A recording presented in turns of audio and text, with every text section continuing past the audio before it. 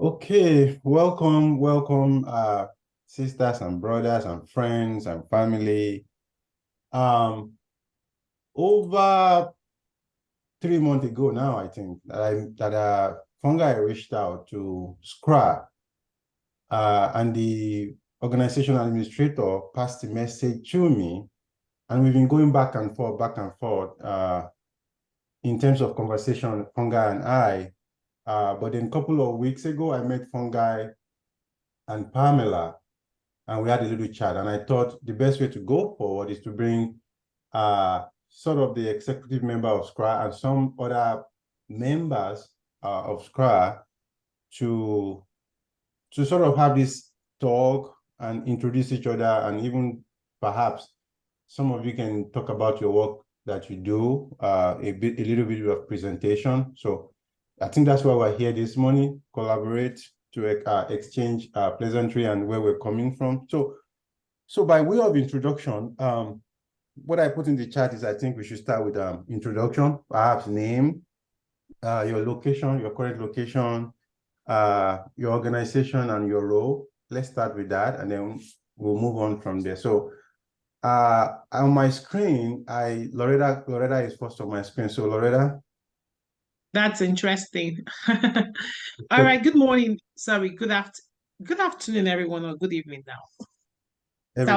Southern Africa should be Zimbabwe is Southern Africa. Am I mistaken? Yes, Southern Africa. Mm-hmm. Yes, because if I don't know this, in fact, I'm sure Dr. Amber and Moshe should get me off this call. Okay. All right, good afternoon, everyone. My name is Loretta Ekanem Omale. I'm from Nigeria. I'm southern part of Nigeria. I'm also a doctoral student at the National Louis University. I'm in my final year, and my program is community psychology. My focus is on substance use disorder and harm reduction, using harm reduction as a strategy to address the opioid crisis around the world, particularly in the United States, and by extension in Nigeria as well. I'm also the SCRA West African coordinator and liaison person. And what again, Dr. Moshood? You said your role, your location, you're located in the US. I think that's about I'm located in the United States, in Chicago, United States. What again do you want to hear? You're fine. All right, thank you. And Dr. Moshood is my yoga. Okay, I hear you. I have myself on the screen next, but I won't do that. So I'll go with Pamela. Okay. Good morning, good afternoon, good evening, everyone. So my name is Pamela Magwisa. I am based in Zimbabwe. I am the current president of the Zimbabwe Psychological Association, and I'm a community psychologist by profession. Thank you. Thank you, Pamela.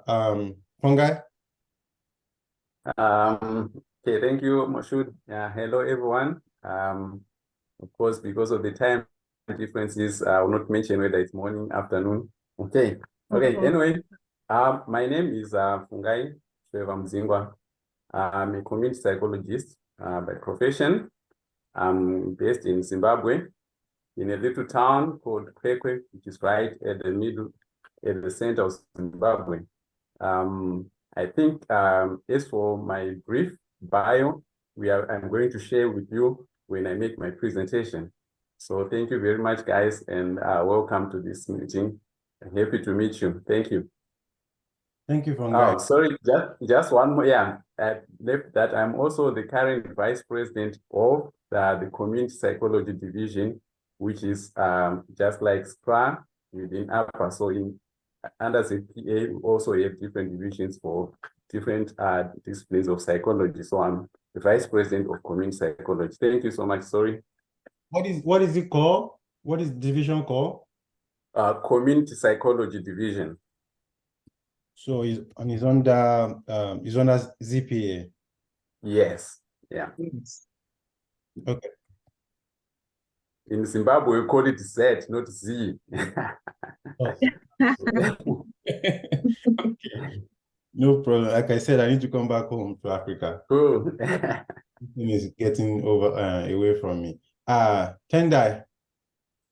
Okay, thank you so much, Mashud. Hello, everyone. My name is Tendai C. Mushle. I'm a registered and practicing counseling psychologist in Zimbabwe. I work in Mutare, which is a small region in the Manicaland region of Zimbabwe. I'm also a psychology lecturer at Manicaland State University of Applied Sciences, which is also located in Mutare. I am a council member for ZPA, manning the ZPA Societal Engagement Portfolio. Thank you. Thank you, Tendai. Amber. Hi, Amber Kelly, Executive Director of SCRA, and I am currently in Cincinnati, Ohio. Thank you. So I'm Mashud. I'm a SCRA network coordinator. What I do is I go all over the place and talk to different coordinators across the world and see where we can work together, whether in an affiliate situation or just membership development. That's what I've been doing across the world. So it's nice to be here. It's nice to meet all of you again, especially you, Tendai. Thank you so much. Thank you. What I have next is and I didn't say this to you, Amber, so forgive me that I didn't run it by you. But I was wondering if you can give like a general overview or even mission statements of SCRA, what SCRA is, what SCRA is doing now, or the future of SCRA, because that's sort of the interest of our guests in terms of relationship building, Okay. Yeah, I can cover all of those. And so Society for Community Research and Action, we are Division 27 of the American Psychological Association. And so as a membership-based organization, we strive to support our members that are doing the work in communities. And that can be from various sectors, such as academia or practice, or you can be a nice little hybrid of both. And so in terms of where we are now and where we're trying to go, so I want to talk about some of the initiatives and things that we have going and what we're trying to do as far as the future. And so one of the things, we are in the midst of our strategic planning efforts. And so our last strategic plan was completed in 2018, and we began our current strategic planning work this year. And so we're looking to focus on the following areas as we're trying to work on our direction strategically. And so those areas include our anti-oppressive and anti-racist work within our organization, and trying to better understand what things we need to have in place as an organization to embody this vision. Also looking at our governance structure in terms of, as a nonprofit organization, we have a executive committee of 20 people. And so one of the things that we've learned over the years is trying to explore who we are now. Does that fit? Does this structure actually fit who we are and who we're trying to be? We're also looking at our policy and procedure manual in terms of looking at the language that is used. Does it use anti-oppressive, anti-racist language? Does it reflect where we're trying to go? Are we missing any language in terms of maybe some policies and procedures that we need in place that we don't have in place? So we have a committee that's working on that. We also acknowledge that there's some healing work that has to take place as an organization. And just thinking about so many different things that have happened, not even just currently in our society, but just over the years, and how that has impacted our members and their engagement with our society, and being transparent and saying, hey, some healing work has to take place within our leadership, within our membership, in order for us to really be able to show up as our best selves in these spaces. We're also looking at how we collaborate with the larger field in general.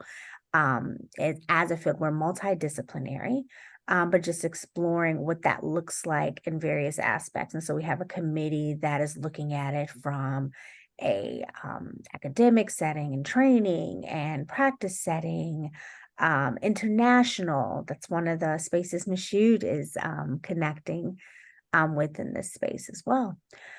And we are also looking, let's see, make sure I covered everything. Yep, I think I covered all of our various committees that we're having in place for our strategic plan. So our identity statement. So that's a fun one. So we'll hopefully be able to launch a new identity statement that we think will embody sort of not only just who we are, but also makes it clear in certain areas. And so we hope that we can share that officially sometime next year. The goal is for the strategic planning work to be done before the end of next year, which will really help guide how we do things over the next few years as a society. We are also looking at ways how we can continue to not only support members, but also foster collaborations. I do want to talk about some membership initiatives that we have as a society. One of the things that we do every year is that we have an annual welcome where all members are invited to join sessions that we have that focus on, it's varied every year, but one of the ones that is a constant thing is the financial piece, for example. Because one of the feedback that we've gotten over the years, it's like, hey, we don't necessarily understand the money. And so our treasurer has been willing to do an annual presentation to help make some sense of that for members. And even having any sessions outside of that to provide support. We also are launching a new initiative next month where all of our members from starting November 1st of this year to the end of November next year will have access to EBSCOhost. And what that means is that if you are no longer, for example, affiliated with an academic setting and you need to have access to scholarly research journal articles, that is a new membership benefit that we are offering to all members. This is the first time that we'll be doing this, and so excited to see like what this will look like in terms of what members' feedback. Is this something that's helpful? Are there other sort of membership things that we can provide? Mashoud has been doing a great job and really helping us to connect more internationally. And so that's another thing we are interested in as well, because as a field, we're international, right? We want to make sure that our members internationally are feeling welcome, feeling supported, feeling like this could be their professional home. One strategy that we've tried over the last few years to do, for example, is have sessions when we're having different sessions for SCRA, offering them between 12 and 2 and 6 to 9 p.m. Eastern. Because one of the things we learned during our first virtual biennial was that was sort of the sweet spots for everybody as far as like cross multiple time zones. And so we do, that's why we have sessions during those times, because we really want to be able to support and accommodate as many members as we can. A lot of our sessions are recorded. There are some that are not, and that's at the discretion of the presenter, because there are some topics that we have that are candid conversations that, you know what, people are like, I'd rather not be on record, on recorded saying some of those things. I really want to keep it 100. So, and that we offer that as well.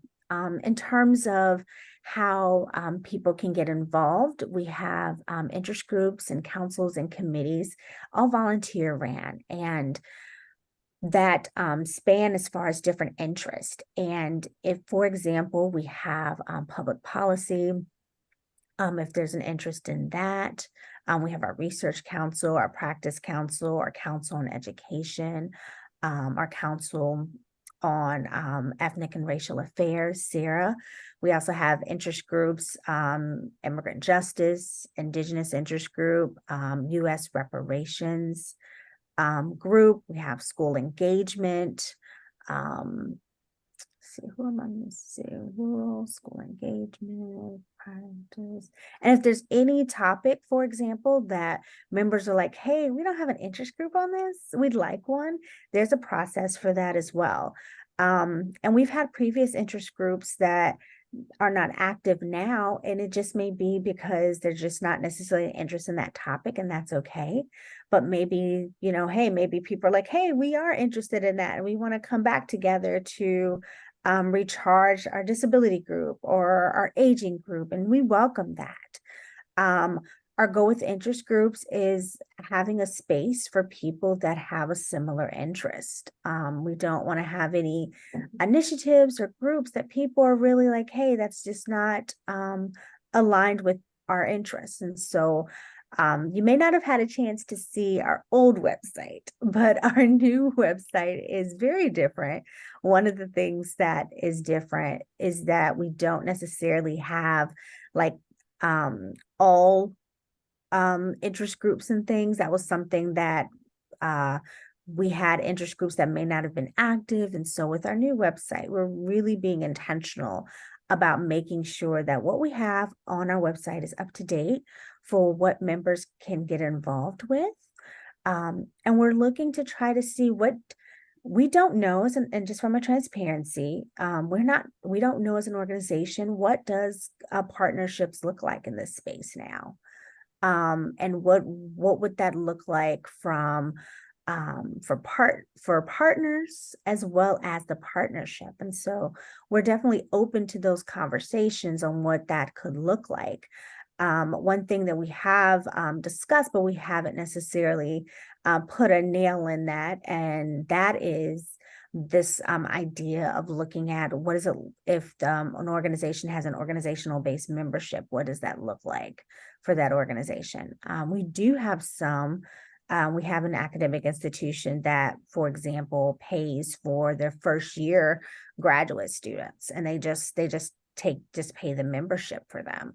And so just trying to see what does that look like, and what do partners, want from us? What are those expectations? How can we best suit that? What does it look like for us to continue to have partnerships with international partners? We have our biennial conference that happens every 2 years. We also have the International Community Psychology Conference that happens on the off years. And it's happened in various locations. And so just trying to better understand how we can bridge these gaps, and continuously learn from each other and create spaces that allow people to authentically show up, collaborate, and to have those conversations. And so I'm very appreciative of Mashoud and his efforts for his intentionality behind our international connections and presence. Thank you, Amber. That was a good overview of everything that I think briefly I've probably mentioned here and there to Fungi and Pamela. So I appreciate that detail. Something I think we'll go back to after we finish all everything we have on the agenda is the idea of what to do about this affiliate relationship or membership. That's one thing we're going to go back to. But let's see, Pamela, are you able to sort of do the same overview of what CPA, you said, how do you pronounce this? ZPA.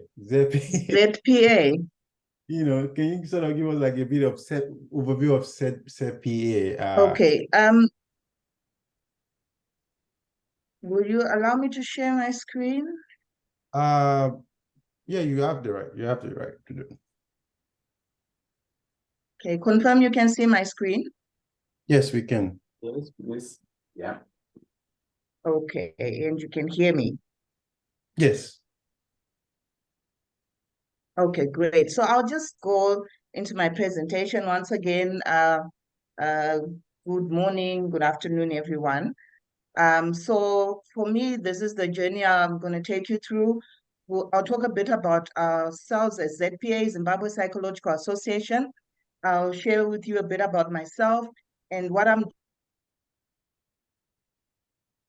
marketplace, and also some of the community engagements that I'm involved in. So a bit about ZPA. So the Zimbabwe Psychological Association is the official professional body that represents psychologists in Zimbabwe. So it seeks, among other objectives, to encourage the development.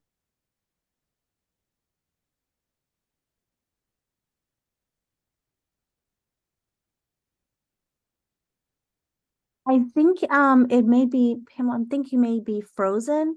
One thing you may want to do is just stop your video, because sometimes that helps with preventing that. Mhm.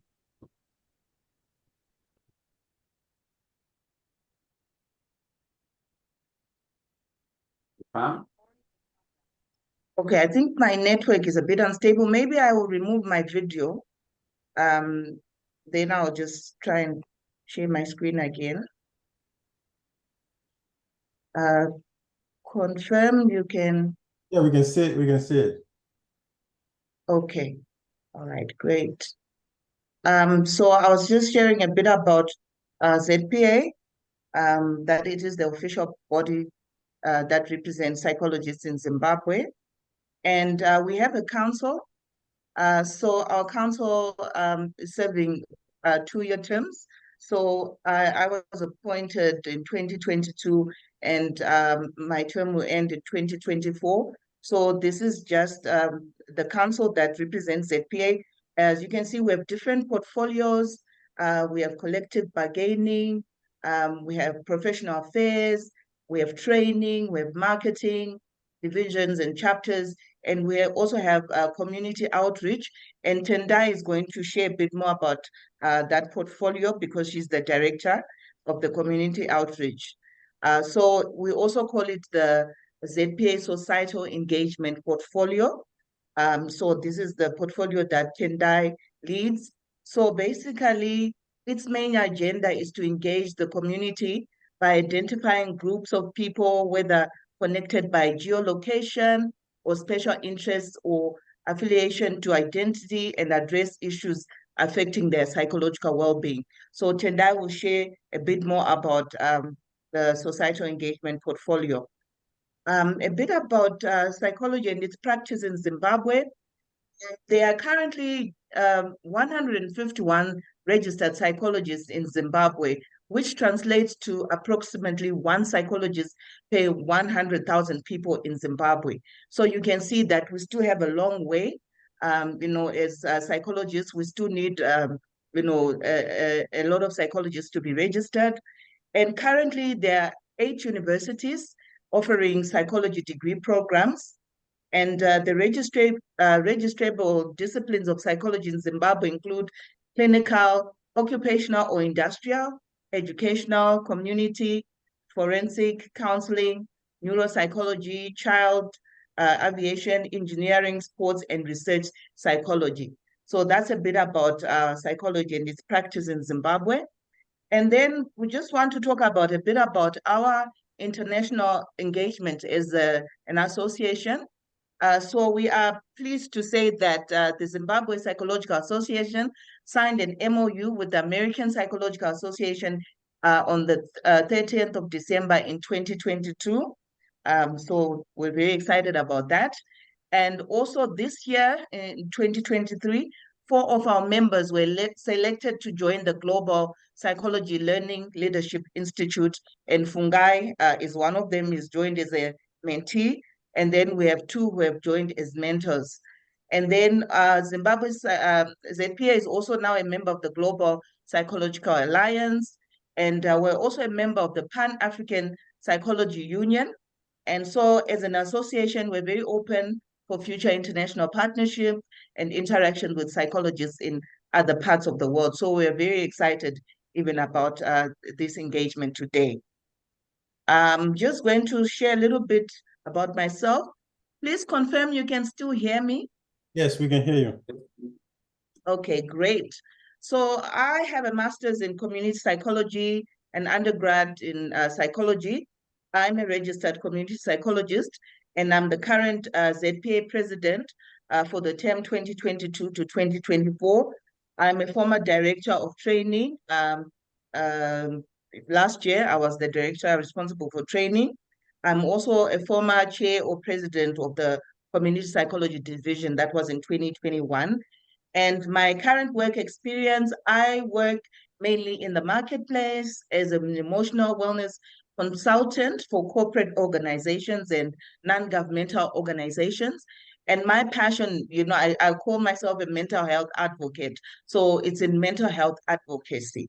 That's my passion, just raising awareness on mental health issues in our communities. And I'm going to share a little bit about my work in the marketplace, emotional wellness in the marketplace. Maybe you might be wondering what is a community psychologist doing in the marketplace. You can see that there are only just 151 of us, for the whole country. So there are so many gaps, in our marketplace and in the community. So emotional wellness at the workplace is important because it can impact employee engagement, productivity, and overall job satisfaction. So research has also shown that absenteeism, decreased productivity, and high turnover are often directly linked to poor mental health. So I'm glad to say a lot of organizations here in Zimbabwe are now realizing the importance of mental health and are also prioritizing mental health. And they've realized that, if they provide supportive environments, this can also help to create a productive and engaged workforce. So some of the roles that I play as an emotional wellness consultant, I also apply some of the principles and values of community psychology whilst I'm in the marketplace. So I carry out needs assessments for organizations. So all the organizations are different. So it's always important to initially carry out a needs assessment so you see the gaps. And then after that, I also develop culturally and contextually appropriate emotional wellness programs for the organizations, because each organization has its culture. Every organization has a different culture. And so mainly it's mental health awareness initiatives, raising mental health awareness in the marketplace, also giving psychoeducation, and also some of the corporates, they ask for team building and team bonding. So that's part of the work that I do. I do a lot of facilitation of workshops and seminars on different topics, depending on what the client needs. And I also facilitate wellness days in the corporates. So some of the topics that I cover when I'm running these mental health initiatives or emotional wellness programs, topics like health, wellness, and self-care, mental health and well-being, work-life balance, managing stress and burnout, and also things like emotional intelligence, among other things. So this is mainly in the workplace. And they say a picture is worth 1,000 words. So I've just put a picture of, me there in the marketplace. On my left there, we're preparing for a wellness day for one of the corporates. So me and my team members were just setting up, for the wellness day. And on my right, this is when I was running a mental health seminar for one of the corporates. And what we've realized is that employers do not want their employees to be away from the workplace. So what we do is we actually go on site. We're calling them mobile mental health clinics. We go on site and then they arrange themselves. HR will say, finance department, you're going, at 9 o'clock for an hour. We give a talk. Sometimes we screen them for stress, for burnout. And then when we give them the results, we recommend that, your stress levels are high or you have high anxiety, you need to, maybe to seek professional help. So this is one of the corporate clients that was me there giving a talk on mental health in the workplace. And at a personal level, I'm also involved in the community. And one of my passion is, to raise awareness on mental health in the churches. And you may be wondering why the church. Here in Zimbabwe, there's a church in nearly every community. And many people turn to their religious faith in times of emotional crisis. And there's also evidence that religious involvement protects mental well-being and may help people with mental health problems. But the problem we have within the churches is that there's still a lot of stigma, surrounding mental health in religious circles. It's not uncommon here for people to think when someone has a mental illness that they have a demon and they, it needs to be cast out. So, one of the things that I'm passionate about is engaging church leaders to also just try to raise awareness on mental health issues and also just remove the stigma around mental health. So basically, when I'm engaging with the churches and the religious leaders, the goal is to try to demystify mental health and dispel some of the myths, and also address cultural and religious beliefs and attitudes towards mental illness. That it's not, every time that, when someone has a mental illness, that it's because they have a demon. So also the role is to destigmatize mental health issues. So I do this through, raising mental health awareness through seminars for different target groups. Sometimes I engage the pastors and the leaders. I'm given platforms sometimes at conferences or, even during different gatherings for the church, sometimes for the youth. And I talk about different subjects on mental health. So this is my work in the churches. So there, I think my colleagues and I had done a training for community pastors on just basic counseling skills. Sometimes we'll come and just share about substance and drug abuse, because it's also a pandemic in the community, and discuss how they, as community leaders, as pastors, can also intervene, because there is a church in every community. So this is just one of the trainings that my colleagues and I did, training pastors. And also, as I said, I'm a mental health advocate. I also, advocate for mental health among the youth. And the issue of drug and substance abuse is a pandemic here in Zimbabwe. So I also do mental health and substance abuse awareness campaigns among the youth from different communities, just to educate them on how drugs and alcohol can affect their mental health, and also talk about prevention strategies, targeting the root of the problem that are essential to curb drug use and help them lead healthier lives. You find that most of them, sometimes they turn to drugs because they have maybe mental health issues, maybe they are depressed, and maybe like here, there's high levels of unemployment. So someone is stressed and depressed, and then they turn to alcohol and they turn to drugs. So we try to educate them that they should find maybe constructive ways, maybe of dealing with their negative emotions. So that's some of the work that I'm involved in at a personal level. So I'll stop here. Thank you. That was beautiful, Pamela. That's a lot of work. And I imagine there's a lot of intersection with, in fact, I'm thinking of Loretta right now. She's doing, her work is strictly around, Loretta, remind me again, what, harm reduction, right? Yeah, substance use, disorder, harm reduction, and trying to address opioid opioid overdose and overdeath crisis. And most of the time, it starts from depression, homelessness, goes into mental health issues that you mentioned. And we have always had the same issue in Africa, to say that once someone has some depression or has some mind issues, they automatically say the person is possessed of the devil. And they also know that when one is having some substance use disorder issues that results to going to the hospital, they usually say, oh, the person has moral issues, or the person is in, all kinds of traditional beliefs and all that, which we cannot in its entirety deny the traditional institution of that perception. However, it's the marriage between the reality, the traditional belief, and the next steps that should always be our focus. So yes, it's an intersection between what you're doing and the work some of us are doing here in the United States. Thank you, Loretta. I want to acknowledge the presence of my sister, Adon. Adon, you want to introduce yourself, please? We did introduce you. Oh, yeah, thank you, Mashoud.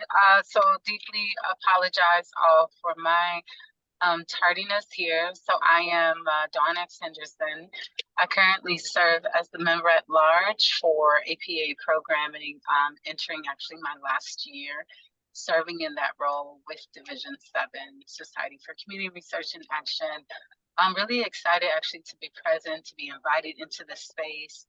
I know deep down inside, when my life gets settled, I have a deep desire to really strengthen what I call the African diaspora and Black diaspora connections. I believe that you all, it sounds like Pamela, I came in late to your presentation, so it sounds like you are doing amazing work. And just happy to be present. So thank you. Don, Pamela is the current president of the Zimbabwe. I saw that, Zimbabwe Psychological Association. I saw that at the bottom of her slides, and so I was like, "Ooh, intrigued." And we also have Fungi. Fungi is the vice president for the division. That's the psychological that's the Community Psychological Association division of the CPA. So Fungi is here. I know Tendai also have a very important role. So they're going to talk about it. I think Fungi, your hopeness in terms of your presentation, but if we can do 10 minutes, because if we go 15, we will not have time. So we can have time to hear from Tendai. I also want us to engage in a little bit of conversation before we go out. So if you can stick it to 10 minutes, that'll be even if you go to less or less, something like that. But let's see how we can run it. So you are up Fungi. Okay, no, thank you so much, Moshood. I'll try to make a marathon presentation. Let me try to share my screen. Hopefully, I'll manage to do that. Maybe without any hassles. Okay, maybe take yourself off the video. Maybe that will help with the bandwidth. Okay, it's fine. I'll do that. Let me see how I go off the video. Right. Okay. Right. I don't know whether you are able to see. I've not yet started sharing my video, right? We can see what you're sharing, but we don't see the presentation. All right. I'm going for the full screen. Trying to have a full screen. Okay, we can see you now. Okay. All right. Now I hope. Let me see if I can now switch off my video. Okay, stop video. Right. Hopefully I'm now off. And I don't want this thing interfering with my. Okay. So basically, let me just get straight on into my presentation. So, as it has been alluded earlier on, I'm the current Vice President of Community Psychology Division. You see, we all want to be presidents. So I'm claiming my fair share there.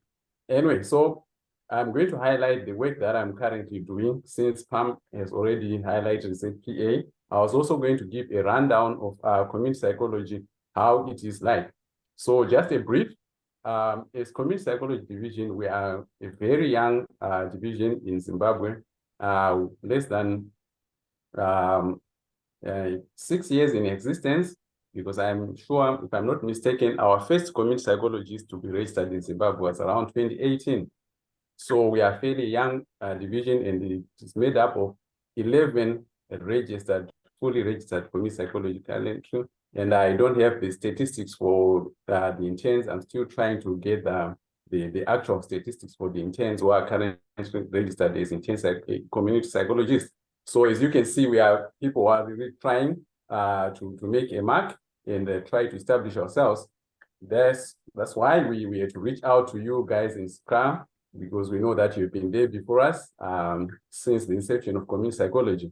So amongst one of our key objectives when we got into office as the Secretary for Community Psychology Division was to reach out, to engage, to collaborate with other partners. That includes SCRA. So we are happy that today we've managed to make a step forward in the right direction. So this is what it is with our Community Psychology Division. We have also different portfolios within it. One, of course, is about engagement, and the other one is on research, and the others, there's so many. So I'm not going to get into that, since we have time limitations. So focusing on the current work that I've been doing on individual level, with limited resources, because in Zim we don't have funding that comes directly for our projects, especially if you are working as an individual community psychologist in the community. It's passion that drives us. And so my guiding principle as a community psychologist, I'm driven by an African philosophy, which is very common in Southern Africa. I think those who have been interacting with guys in South Africa, they always talk about Ubuntu philosophy. In Zimbabwe, we call it UNO. UNO, literally translated, it means a being is a sum total of his or her morals, values, and ethics. And the extension is in relationship with other people. So if you are an individual, if you don't have morals, if you don't have values, if you don't have ethics, it means you are not a being. That's the basic. So we are saying as community psychologists, we want to go into communities and promote the morals, the values, and the ethics so that we can be able to promote good mental health. So my special focus is in community psychology is on disability inclusion and mental health. I hope people will be able to grasp one or two things as I go. So this is my profile. I'm not going to speak much as I have our time limitation. I'm sure the video will help people to go through that. I'm also going to skip the current roles that I have in my capacity as a community psychologist. So my presentation was going to look at the current portfolio or profile, which I have already skipped. Then I'm going to focus on the work that I am doing currently, because I run several projects. The first one is Community Sign Language Plus. I'm going to highlight why we have that. Then I have a little bit of work on disability rights advocacy work within my community. Then I'm also going to look at the social support groups for caregivers that we have for parents and guidance who have children with disabilities. Then the last one, I'll be looking at partnerships with other organizations that are involved in the community. And here we are looking at our partnership with the Scouts Association in our Midlands province. Okay. Right, so here I highlighted the key aspects of community mental health intervention in Africa, where we're looking at the need for us to have trust, self-determination, empowerment, diversity, ecological approach, and commitment, which is very important when you are engaging with communities. Then, as I alluded earlier on, that we are basing our interventions on our African values, and we are trying to infuse our indigenous knowledge systems in promoting community mental health. So in essence, when we are looking at the indigenous knowledge system, as Africans, we believe that we only exist when we are within a community. We are not an individualistic society. So when we are approaching mental health programs, we want to approach them in community setting and encourage the networking. That's why we have the social support group that we have for the caregivers. It's all part and intertwined in the African values of the communal approach to life. And we also have some of the therapeutic approaches that we use in ceremonies, songs, dances, storytelling, and everything that we have in our African culture that we can input to promote good mental health within the vulnerable members of our society. Then I'm going to move on now. So this picture depicts what the philosophy that we are approaching our mental health, where we are saying we need to approach the aspect through shared values, through a shared community. That way, when we have a strengthened community, we are more than able to promote good mental health and wellness within communities. Now, this is our community sign language class. The idea for the community sign language class emanated from the period that we went through the COVID-19 restriction. We found that children with learning disabilities, more so those who have sign language challenges could not access education. Why? Because data for internet is not easily accessible in Africa, especially in Zimbabwe. It's too expensive.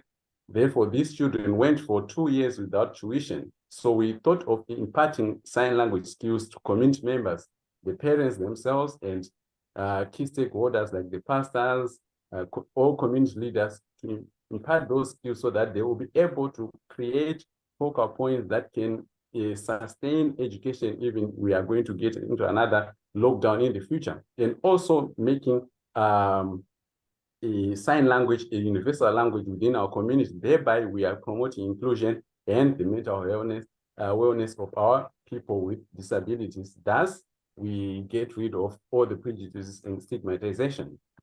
Then we move on to the next one. This is the advocacy work that we do. Through my efforts and other colleagues, we run an annual event where we go on a roadshow, where we highlight the need to educate children with special needs. Because in an African setting, you find that most of the parents, because of stigma and also being not so sure and confident with the school system, they prefer to keep their children at home instead of sending them to schools. Some, they don't even know which schools are there that can manage the conditions that their children have. So what we do is we go on a roadshow, we educate our communities, we invite them for talks and everything, and involve the children, and those children from the mainstream will also be part of it, because we want to get rid of any stigmatization. My apologies, I'm not going to read what is there because of time, in the interest of time.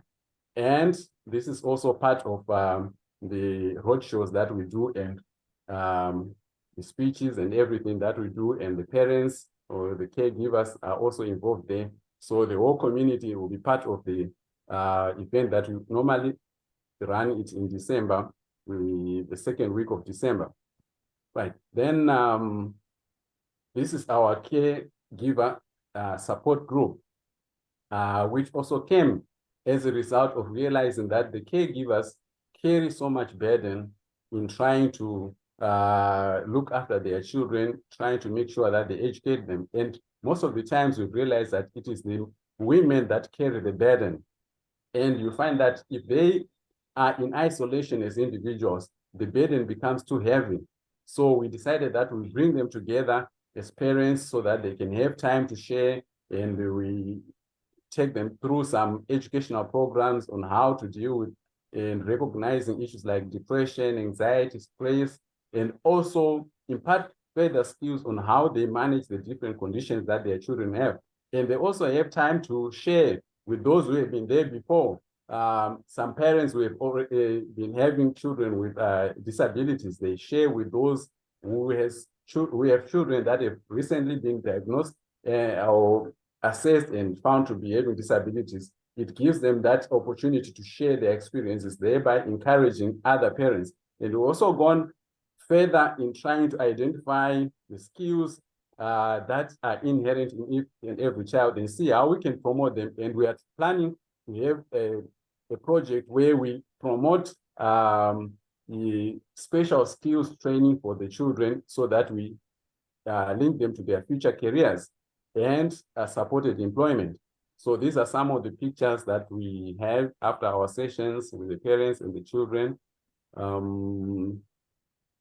And this one was a day out that we had arranged for the children with special needs. We took them to a local play center and for lunch, just to try to promote their mental wellness and their parents, so that they see that these children are part of the society and they should be able to access all the social amenities. Okay, so I'm going through hopefully, and we also partner with the Scouts Association, Meet the Scouts Association, and go to give a helping hand to some desperate situations, vulnerable people within our community, the orphans, the old people, those who have faced calamities and natural disasters. We always try to seek for donations and help with whatever we can. We are also involved with partnership with our local city councils during National Cleanup Days. we also take part in those ones, and we work with the youths within the Scouts movement. And within the Scout movement, we also take an opportunity to have sessions with them on issues to do with drug abuse, teenage pregnancies, study programs, and also career guidance so that we can empower them as youths. So this is the end of my presentation. Unfortunately, maybe there might be some noise coming from me. I'm going to turn off my mic because there's some rain. It's a heavy rain that is going on right now, and it's now clouding me. So basically, this is my presentation, ladies and gentlemen. Thank you. Thank you so much, Fungi. In the interest of time, perhaps I should say, whoever needs to leave, because I can imagine here everybody is on a block time. Whoever needs to leave, maybe we can, right? So that Tendai will record. We will still have time to record, your talk. But then, if we don't have time to get into conversation, we'll figure out what to do. But I think you should start, Tendai. Let's be to 10 or thereby minutes, so we have a little bit of time to do anything before people step up. But thank you. Fungi will come back if we have some kind of discussion around it. We'll see if we can stay to talk about something. Sorry, Tendai, go ahead, please. Okay, thank you so much, Mashoud. Right, let me share my screen.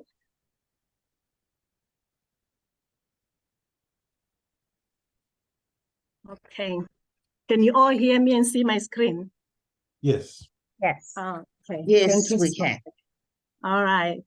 So I'm Tendai. I'm a registered and practicing counseling psychologist in Zimbabwe. I've been practicing for the past 3 years. For the past 3 years in Mutare, which is in the Manicaland region of Zimbabwe. I'm also a psychology lecturer at Manicaland State University of Applied Sciences, Muswazi, where I'm actively involved in the Thrust Towards Education 5.0 goals. For those in university, they are familiar with innovation, research, community engagement, industrialization, and lectureship. I'm also a director and founder of Positive Psychological Counseling Services, which offers psychological support to all mental health cases, community intervention programs, trainings, and capacity building, and psychoeducation to various mental health cases. I am a council member of the Zimbabwe Psychological Association, ZPA, manning the ZPA Societal Engagement Portfolio. We call it ZPA, and Pamela has shed light on what the portfolio does. So I'm not going to get into details, but I'll just run through you the activities that we have been doing as ZPA and other activities besides from this group. So ZPA is a group of psychologists who are members of ZPA and passionate about community engagement. When the year started 2023, we invited leaders representing the 5 major regions in Zimbabwe where most psychologists are located. We came up with an activities plan which was in line with the National Mental Health Calendar. The plan had different mental health activities to be engaged in different regions of Zimbabwe, targeting colleges, schools, churches, hospitals, homes, and various organizations. We managed to implement these activities in the first quarter of the year in 4 regions only. These activities included drug substance use awareness, suicide awareness and prevention, peer pressure, coping with academic challenges, and interpersonal relationships in 3 schools, 3 colleges, 1 Seventh-day Adventist church organization, 1 children's home, and a mental health awareness facilitated to a gathering of over 50 women. Unfortunately, these activities stopped in the first quarter of the year due to limited funding. The activities we did had no budget and as yet coming from our personal funds. ZPA could not fund our activities as they had a dry bank account, so we put all the activities on hold, and we are currently looking for funding as we're trying to fundraise with the hope of resuming next year, 2024. Okay, so as I have indicated in the introduction, I started my practice, PPCS, in 2021, where we conduct family, couples, group, and individual psychological counseling. We provide psychological assessment, evaluation support, and psychotherapy to clients presenting mental health cases. There's also provision of online therapy to clients from different regions of Zimbabwe as well, different countries. I also visit clients admitted in hospitals and clinic, providing therapy, to clients who are on hospital beds, would have committed suicide attempts, miscarriages, accident survivors, hysteria, amongst other things. So as PPS, we have been involved in various community mental health programs. We have worked with schools dealing with drug substance use, peer pressure, bullying, relationships, and prefects training. One outstanding activity was training of 130 prefects from a local primary school. Another outstanding school activity was with schools in Chimanimani region, right, which has been struck by the cyclone Idai, where we facilitated post-trauma healing and recovery to 200 primary scholars and 200 secondary scholars. We were hired for our services after reports of students absconding school and abusing drugs, alcohol, promiscuity, early marriages, suicidal attempts, and anxiety during the rain season. Unfortunately, our interventions was limited as well due to lack of funding, yet trauma healing and recovery programs should be ongoing as well. We discovered that it was necessary to have mental health stations established in these regions so that the people in there have easy access to our services, right, as practitioners. I have also been working in the mining, with organization in the mining industries, right, which is a neglected area in needing serious services, right? Because of the economic situation, they could not afford our services all the time. So what we only resolved, and it's been happening for a year, is them sending individual cases to our practice for psychological counseling. Most mine workers go through burnout or work-related stress, suicidal attempts, trauma from witnessing death of co-workers, amongst other mental health cases. So the only help I'm giving now is at an individual therapy level, right? Instead of us going to be on site and facilitating mental health awareness programs. I've been offering my services as well to a football club for over a year, dealing with mental health issues affecting football players, like pressure to perform, anxiety, dealing with injuries, relations within the team, and drug substance use, which they take to enhance performance. As in the case highlighted above, we settled for a few group interventions and more on individual therapy. All right, I'll be done in less than 5 minutes. I have also been invited to churches to offer our services, bringing mental health awareness to that part of the community. Recently, a local church has been requiring my services as their psychologist for the youth in the church, most of them being affected by drugs and substance and other mental health issues. I've been seeing some of the youth on individual level and only those who can afford the therapy, and still to plan for group interventions. The organizations named above are just a few examples. I've also worked in collaboration with other organizations to address mental health issues that would have been lined up on the National Mental Health Calendar. This is where we do interventions on Women Mental Health Day, Mental Health for Men, Men Also Cry, suicide awareness and prevention, youth mental health and drug substance use. We have also facilitated workplace wellness training, psychoeducation, employer-employee relations, problem-solving communications, amongst other things. So, right, in my work experience, I've been actively involved in leading community programs. I've worked at a provincial hospital for 2 years as a psychologist, offering services to hospital staff, patients, and nearby communities, right? We do wellness programs to different wards and departments, offered psychotherapy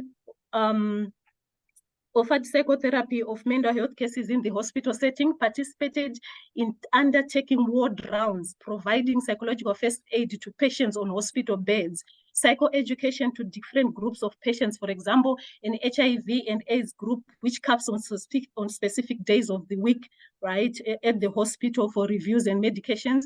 And then we also do counseling with them. We've got stillbirth mothers group, right, in the maternity home, dealing with grief and stress. We also have a children's ward where we facilitated art and play therapy. Lastly, but not least, I have been lecturing psychology for almost a year on all levels. The university's primary goal in hiring me was that I set up a mental health center which would cater for the students, staff, and the community, as it is one of the requirements from the Ministry of Education.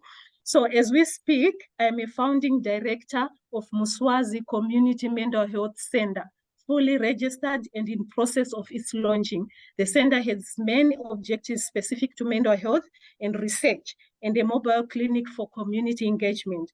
More so, as a lecturer in the Department of Psychology, I have been part and actively engaged in various mental health programs with different stakeholders. I also have 2 publications on children raised in single-parent homes, and 2 are under review on behavioral responses to COVID-19 and Cyclone Idai. Right. So in conclusion, my vision is to bring an exhaustive awareness of mental health issues in my region, to establish mental health center where people can have an easy and affordable access to our services. In my personal capacity, I envision to expand my practice, PPCS, into a mental health center, right? Unfortunately, I couldn't put pictures like my colleagues did, but next time I'm going to improve on that one. So in a nutshell, that's a summary of all the activities I've been doing over the years. And even if as ZPA we have brilliant ideas, we are limited financially. Thank you, and over to you, Mashoud. Thank you. I wouldn't be able to do justice to what you did. You were on speed. Yes. Well, I wouldn't even begin to be able to do that at all. But so thank you. Thank you. Time, let's say we do 5 minutes of back and forth kind of discussion before everybody depart. But in the interest of whoever is watching this video later, hopefully they can see the synergy and say, oh, this is the area of where we can partner and work together. That's what my hopes and aspiration for you all are.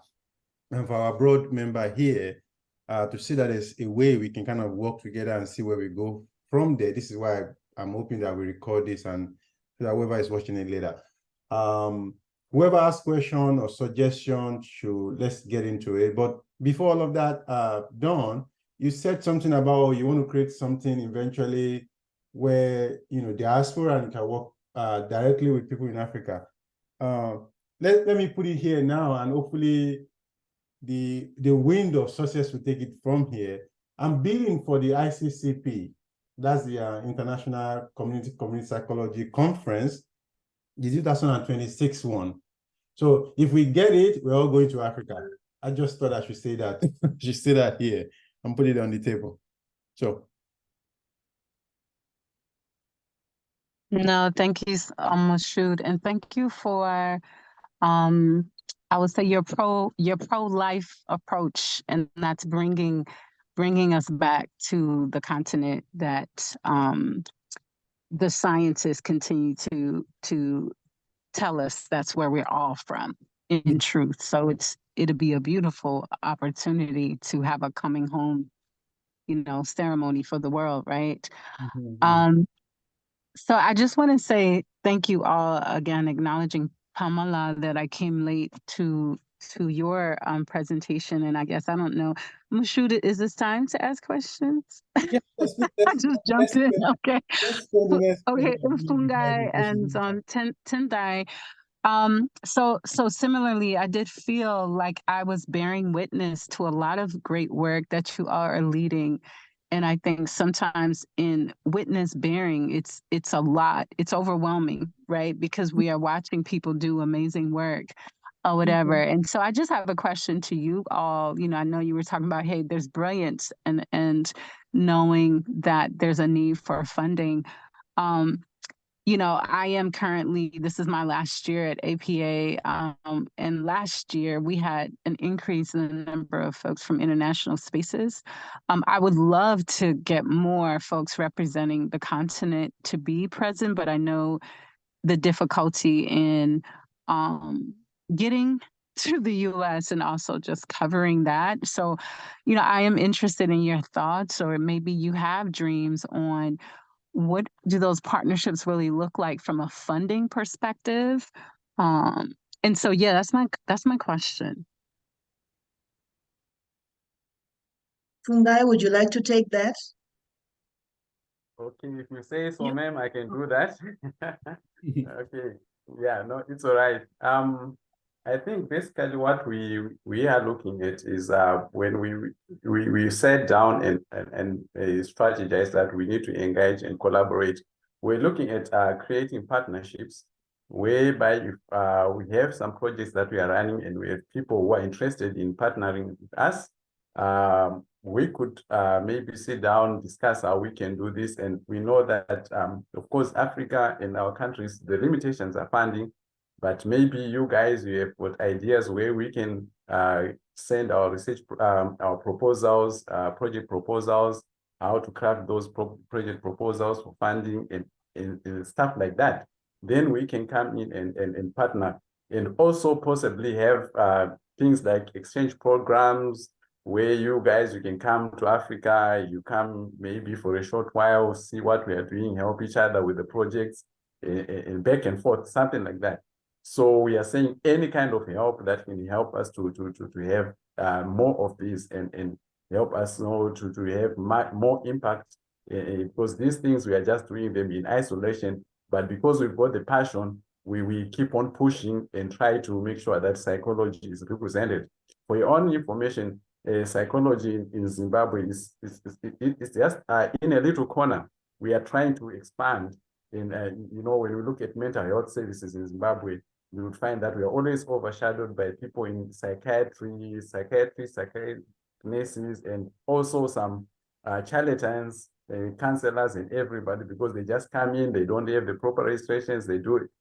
That's where our challenge is. Even when we look at research in Zimbabwe, we don't have funding for research that comes. So we really need to share maybe ideas on how we can access some of the things like funding, and where do we approach. It would really help us. Dawn, I don't know if I've managed to answer you, but we are very open for any kind of collaboration. No, thank you so much. And I think what it often requires, and I think Ms. Shu, it sounds like this is what you're doing. So I want to give gratitude for you, because it requires will. And when I say will, it requires somebody to create the space to bring the people together. And I think that this is an initial step in doing that. I know, again, this is my last year in my current role, and I have been thinking about what do I want my role in SCRA to look like after this particular position. And so I would love to, again, just figure out how do we continue to find the space for these kind of opportunities, because the more we cultivate the space, then it creates space for us to even not just talk about collaboration, but to hone in on what can collaboration look like? What are the things that we can collaborate on? And I also heard you talk about some funding. And I'm gonna just put a link in here, you all, on US-based foundations that support international development. I don't know if y'all know about some of these, but I'll drop it in here for you. Thank you so much.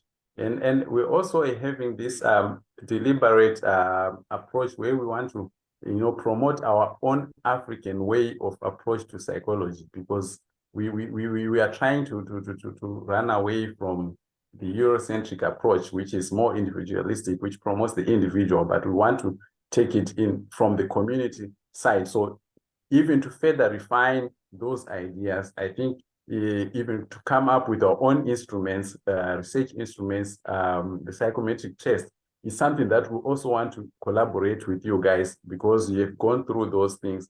You know how to go about it, developing instruments. But we are saying, if you have something that we can share on those things that can strengthen our African psychology and community psychology, it will really help us as well. Thank you. And my Be quiet. Yeah, because I'm like, I just want to say, I'm sorry. Fungai, you are speaking to the choir here. I have since my first class in community psychology, I said that this is not something that started in 1966, and it did not start with white men. And so I just want to say I am for that, right? I am for reclaiming knowledge that has been stolen or lost, and how do we bring that into our discipline? Thank you so much. Thank you so much. So let's cultivate that idea and see how we can go further with it as well. And I thank you all for just your willingness to be present in this space. And I don't think this is a one conversation. I really think there was so much for me personally just to process. Just all the work that you all are doing that I think others in our membership should be aware of, because I know there's overlap in the interests. In all of your projects, I have interest in, I've done work in both of those spaces myself. And so I know there's others. And I think having more conversations and we can see the overlap, then I think these potential collaborations will just organically happen. But I definitely, I hope that this is not the only conversation that we're having together. And I would even go as far as saying like, hey, let's open this up to more membership to just see, how can we continue to build our relationship together? One of the things that you all said, we're just talking about the research things. And I guess the idea that I had that came to me was even having like descriptions of the projects that you're doing that you would like support, and sort of seeing which members may be affiliated with institutions that have resources that might be able to support and make that connection, whether it's writing organizations within the grant. And I know it's not as straightforward when it's international, but that's just one idea that came to my mind. And even just thinking about not only the just descriptions of the work that you all are doing, but just learning from other projects that are similar here too, and seeing what that could look like. Like, what if there was, a multi-site project that focused on mental health advocacy? What would that look like in multiple countries, and how could we come together for resource creation and cultivation? So I think there's so many ways we can go with this. And so I hope that we could have continued conversation beyond today. This is all good. This is the reasons for this in the first place. So I'm glad there's a lot of brainstorming that is coming out of this. And I'm up for this. Should not be the one-time thing. Definitely Dawn, if it's something that the practice council is willing to do, definitely I'm sure the group will be open to it. So we need to continue. Yeah. So where do we go from here? I think it doesn't seem like we will arrive in the immediate time, but it will continue. And I'm here to make sure the network continue in that sense. So because of people's time, because of how we manage things here in the part of the world, I would say we should close this place, but I'll be happy that we publish this in the regional activity website so that more of our members will have access to it. And I will share with you guys too when we put it on the link on the website, so you guys can share with your members and see the outreach that you guys are engaging out here. So does that sound okay? Do you guys give me permission that we should be going, or is there more thing that we need to look at right now? I'm just worried about time, because I know time here is kind of super precious. Even though Africans, we don't care about time. We do. Africa time. I want to pose a question. We do. In terms of and just our Zimbabwe scholars, do you all feel that you got what you needed from this space? Because I would hate for us to close out and you didn't get any questions answered or anything that you didn't need. Thank you Or for the question. Thank you. Okay, Pam. All right. So definitely, we really appreciate being given an opportunity to come to this space and highlight what we are trying to do in our little corner here in Africa, down South Africa, Southern Africa. And having this audience, it really means a lot for us. And our only hope is that this does not only end here, but it's just the beginning of collaborations with you guys, Dawn, Amber, Moshood, and your colleagues out there who have not managed to be part of this meeting. We know that you are now going to be our ambassadors out there in the States. You know, maybe you also have your own areas of influence where you can create signages, connections where you think we can fit in any maybe webinars or anything that can also help us to grow. Because what we really want to do is we want to grow as a division. We want to grow community psychology. We want to grow psychology in Zimbabwe, you know, to have our mark in the mental health delivery system. From our current state, we want to grow and have you know, the impact that will help our people, because we are going through so many socio-economic challenges in Zimbabwe, and our services are readily needed, and we need to fill that gap, that space. So anything that you guys have, we really appreciate, and we really appreciate your time. We know you are busy people, and it's so great and amazing the work that Moshood is doing and bringing you guys along. We appreciate. We are happy. I'm sure Pam and Tendai will be a witness to that. Yes, I want to also just say thank you on behalf of ZPA for giving us your time and your listening ear. We really appreciate, and we're really excited, you know, for the future collaboration. So thank you so much for giving us your audience. Thank you.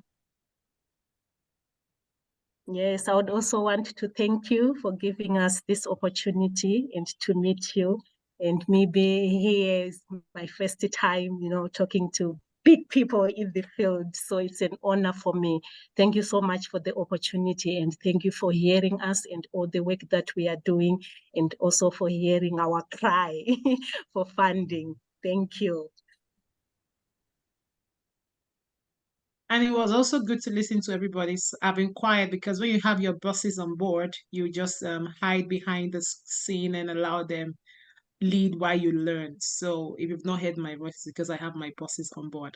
So it was really good to connect with the team from Zimbabwe, and I really look forward to collaborations with every one of you, knowing that we do a lot of similar work here in the United States as well. So let's see what we can do together as we continue to progress and influence our communities for good.